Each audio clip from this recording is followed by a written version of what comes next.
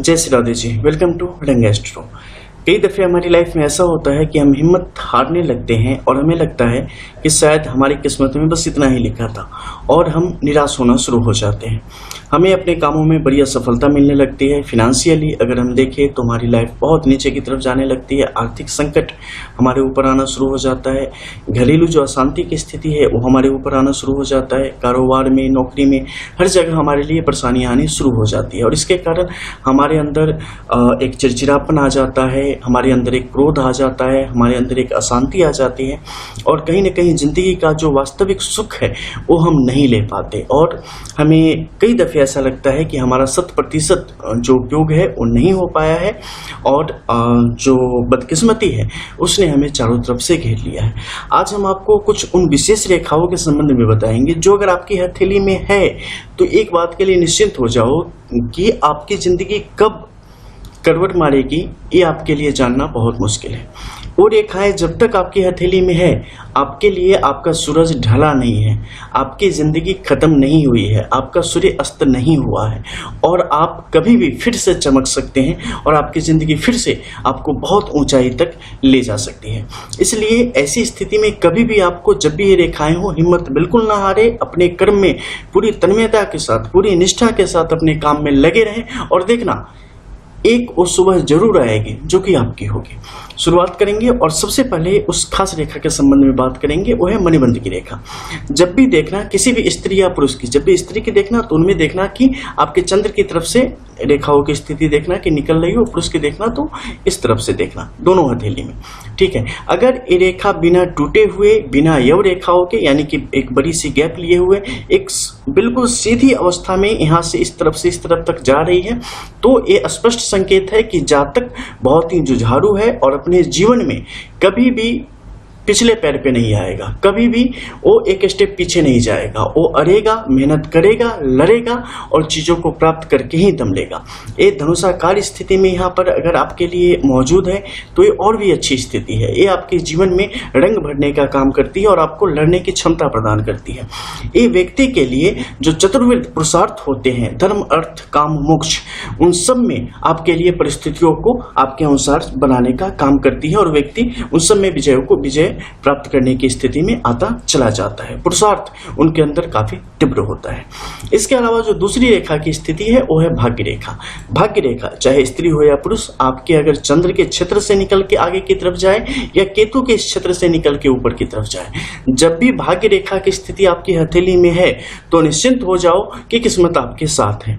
उसने आपका साथ नहीं छोड़ा है। आप जरूर हिम्मत का साथ छोड़ रहे हैं लेकिन किस्मत ने आपका साथ नहीं छोड़ा है और आपको अपने कार्य में पूरी लगन के साथ लगे रहने की आवश्यकता है। इसके अलावा जिसके लिए आप बने हो, जो टैलेंट आपके अंदर है, सिर्फ उसी काम पर अपना फोकस करो।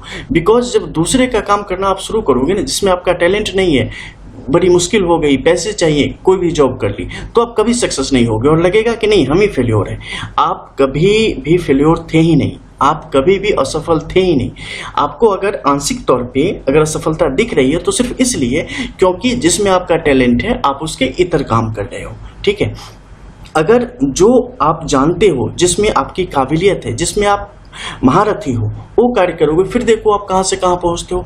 कई दफे आपको ये भी होता है कि पता ही नहीं होता है कि हम किस कार्य के लिए बने हैं। इसके लिए आत्ममंथन की आवश्यकता है, करो, पता चल जाएगा कि आप किस लिए बने हो।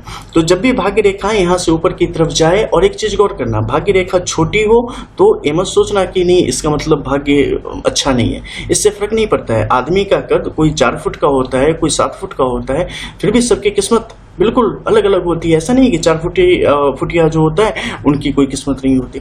तो यहाँ पे आपको देखना होता है कि जो रेखा है, यानी कि जो आपकी भाग्य रेखा है, उसकी स्थिति कैसी है, वो कितना स्ट्रांग है। अगर मान लो बहुत बड़ी है लेकिन बार बार इसमें कट्स हैं, कहीं से खंडित है, यानी कि पूरी तरीके से ब्रेक हो रखी है, मध्य में कई यव साइन यहाँ पे बने हुए हैं या यहाँ पर कई जो है अर्धव साइनों की स्थिति है, तो ऐसी स्थिति में बड़ा होने पर भी ये बिल्कुल खोखला हो जाएगा, इसका फल आपको नहीं मिलता है। लेकिन अगर ये स्वस्थ है और लंबी है तो और अच्छा, छोटा है फिर भी उसका प्रभाव उसी तरीके से आपके जीवन में आएगा। तो ये थी दूसरी रेखा। अगर आपके चंद्र के क्षेत्र से जाती है फिर भी अच्छा, क्योंकि चंद्र से जाएगी तो इसमें डबल बेनिफिट भी आपके जीवन में मिलता है। इसके अलावा तीसरी है आपके शुक्र का ये क्षेत्र।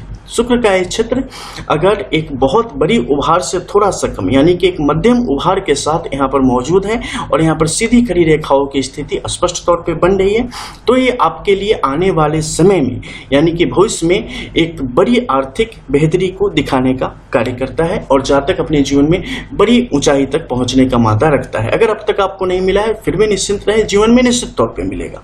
लेकिन अगर आड़ी काटती हुई रेखाएं यहाँ पर 3 और 4 की संख्या में पहुंच जाए तो फिर वहां पर आपके जीवन में झंझट शुरू हो जाते हैं। इसके अलावा ये पर्वत क्षेत्र आपको जीवन में बड़ा गरुड़ और जिसे आप कह सकते हैं कि गर्व की स्थिति भी देने का काम करता है और आपकी जो ख्याति है और आपका जो गर्व है उसे कभी भी कम नहीं होने देता। ऐसे लोग समाज में अपनी बड़ी धमक और प्रतिष्ठा बना पाने में स्पष्ट तौर पे कामयाब हो पाते हैं। इसके अलावा है तीसरी सूर्य रेखा, जो कि आपको आत्मबल प्रदान करता है, क्योंकि बिना आत्मबल के व्यक्ति जीवन में कुछ नहीं कर पाता है। और सूर्य की ये रेखा अगर यहाँ पर मौजूद है, चाहे वो हृदय रेखा तक ही आवे, फिर भी ये आपके जीवन में कभी भी आपकी जिंदगी को खुशनुमा तौर पे बदलने का मादा रखती है और आपको जीवन को बिल्कुल फूलों का हार बना देगी। अगर यहाँ पर ये रेखा आपके लिए मौजूद है, अगर ये पूरी लंबी है, फिर तो बहुत अच्छा है, क्योंकि इससे आपको प्रशासनिक क्षमता मिल जाती है, पावर मिल जाता है और बड़े रूप से आपकी स्वीकारोक्ति समाज में होती चली जाती है, एज ए लीडर के रूप में, एज ए एडमिनिस्ट्रेटिव ऑफिसर्स के रूप में, इसके अलावा बड़े बड़े इंडस्ट्रियलिस्ट एटसेट्रा। लेकिन अगर यहाँ पर छोटी अवस्था में भी है, फिर भी अगर आपके अंदर क्षमता है, आपने अपने आत्मबल को दृढ़ करके रखा है, तो आप अपना नाम ऊंचा कर सकते हो अपने जीवन में। फिनेंशियली या सामाजिक तौर पे जो आपकी स्वीकारोक्ति है वो निश्चित तौर पे बढ़ जाएगी। जॉब में भी आपकी बड़ी प्रतिष्ठा होगी, वहां पर भी लंबे समय तक आप टिकेंगे। अगर आप बिजनेस करना चाहते हैं उसमें भी आपके लिए परिस्थितियां आपके मुताबिक होती चली जाती है। फिनेंशियली भी आपकी लाइफ 100% सिक्योर होती चली जाती है। इसके अलावा जो हम बात करेंगे वो है शनि का ये क्षेत्र। शनि का क्षेत्र आपके लिए बहुत महत्वपूर्ण है, चाहे बात आयुष्य की होवे, चाहे बात अर्थ की होवे, चाहे बात वसूलों की होवे, इन सब के लिए शनि का क्षेत्र अत्यधिक महत्वपूर्ण है। जब भी यहाँ पर शनि की स्पष्ट रेखा सीधी अवस्था में आवे, फिर भी आपके जीवन के लिए काफी सुखद है। अगर यहाँ पर भी के रूप में अगर आप देखें, यानी कि तिलक के रूप में आवे, चाहे हृदय रेखा से मिलके ही बने, ये भी आपके लिए काफी सुनहरा है, क्योंकि इससे भी आपके जीवन की मुश्किलों को कम करके जीवन में आपके लिए सुखों को बढ़ाने का काम करता है, मुश्किलों को आपसे दूर करने का काम करता है, अकाल परिस्थितियों को आपसे दूर करने का काम करता है, स्वास्थ्य संबंधी विकारों से मुक्त करता है और जीवन को सही मार्ग और सही प्रकार से आगे बढ़ने की प्रेरणा देता है। तो जब भी यहाँ पर कुछ शुभ रेखाओं की स्थिति हो, ऐसे जातक को कभी भी गलत कार्य न करे, कभी भी झूठ न बोले, कभी भी किसी प्रकार से मनसा वाचा कर्मणा से अशुद्ध ही को अपने आसपास न फटकने दे। तो फिर आप देखिए कि आपकी जिंदगी किस प्रकार से आपके हित में काम करती है। यहाँ पर चाहे आपका स्क्वायर का साइन हो, चाहे यहाँ पर त्रिभुज का साइन हो, सीधी खड़ी लकीर हो, ये सब आपके लिए यहाँ पर शुभ फलों को प्रदान करती है। यहाँ पर भी बिल्कुल उसी तरीके से स्क्वायर, ट्राइडेंट, ट्रायंगल सब आपके लिए शुभ परिस्थितियों को दिखाने का काम करते हैं। क्रॉस का साइन इन दोनों में जहां भी होगा आपके लिए मुश्किलों को बढ़ाएगा। मध्य के क्षेत्र में उभरी रेखा जितनी ज्यादा तीक्ष्ण होगी और जितनी ज्यादा गहरी स्थिति यहाँ के मध्य की होगी, जातक अंदर से उतना ही ज्यादा ज्ञानी होने की स्थिति में आता चला जाता है। इसके अलावा आपका गुरु का क्षेत्र जितना ज्यादा समृद्ध होगा, बड़ा एरिया इसने कवर किया होगा, इस पे जितने अच्छे शुभ सिंबल होंगे, चाहे वो क्रॉस, ट्रायंगल, ट्राइडेंट, इसके अलावा ट्रायंगल की स्थिति बनती हो, त्रिभुज की स्थिति बनती हो, ये आपके लिए परिस्थितियों को आपके पक्ष में करने का काम करेगी। क्रॉस का साइन भी यहाँ पे काफी ज्यादा आपके फेवर में होती है। बाहर की तरफ से निकलती हुई रेखाओं की स्थिति जब भी बनेगी, आध्यात्मिक तौर पर आपकी विकास को दिखाने का काम करेगी और व्यक्ति अपने जीवन काल में कभी न कभी एक बड़े नेतृत्व, एक बड़े समुदाय का नेतृत्व करने की क्षमता उसके अंदर आती है और एक प्रसिद्धि की स्थिति जहाँ तक अपने जीवन में प्राप्त करेगा और प्रतिष्ठा प्राप्त करेगा और धार्मिक रूप से भी बड़ी उन्नति को प्राप्त करेगा। इसके अलावा बुध का क्षेत्र, यहाँ पर जो रेखाओं की स्थिति है ये जितनी ज्यादा बेहतर होंगी, आपके घर की शांति की स्थिति यहाँ पे उतनी ज्यादा बेहतर स्थितियों को दिखाने का काम करता है। और सबसे लास्ट में हम बात करेंगे आपके मस्तिष्क रेखा। ये जितनी यहाँ पर सीधी अवस्था में जितनी लहरदार और जितनी छोटी होगी, आपके जीवन में तरक्की उतनी ही बड़ी होगी। ये रेखा जितनी बड़ी होती चली जाएगी, आपके अंदर अवगुण उतने बढ़ते जाएंगे। आपके अंदर जो कुछ गुण है, गुण कब हो जाएंगे और अवगुण इतने ज्यादा हो जाएंगे ना कि वो गुण किसी काम के नहीं रह जाएंगे। ये रेखा अगर सूर्य पर्वत तक आते आते खत्म हो जाती है तो देखना, चाहे किसी की भी हथेली देख लो, फिर आप देखोगे कि आपकी जिंदगी ने किस प्रकार से बहुत स्मूथली लाइफ को बहुत ही अच्छे तरीके से ऊपर लेके गई है। कई बार आप देखेंगे रेखा बहुत लंबी है, व्यक्ति बड़े ऊंचे पद पर है, लेकिन उसकी जिंदगी देख लो, पता चलेगी बिल्कुल पता नहीं, बहुत मुश्किल से उसकी जिंदगी गई है, क्योंकि सब कुछ पैसा नहीं है। तो इसे आपको ध्यान रखना पड़ेगा। आजकल के समाज में अगर आप किसी को देखते हो तो फिनेंशियली अच्छा मतलब उबरा हो गया नहीं, वो आपको भी पता होगा जब कभी पैसे हो जाएंगे फिर कि पैसे होने से सब कुछ नहीं मिलता आपको, ठीक है। तो ये रेखा जितनी बेहतरीन होगी आपके जीवन में उतनी बेहतर परिस्थितियों को लाने का काम करती है। तो ये कुछ ऐसी रेखाएं हैं जो कि अगर हैं तो आप कभी निराश मत होना, जिंदगी कभी भी करवट ले सकती है।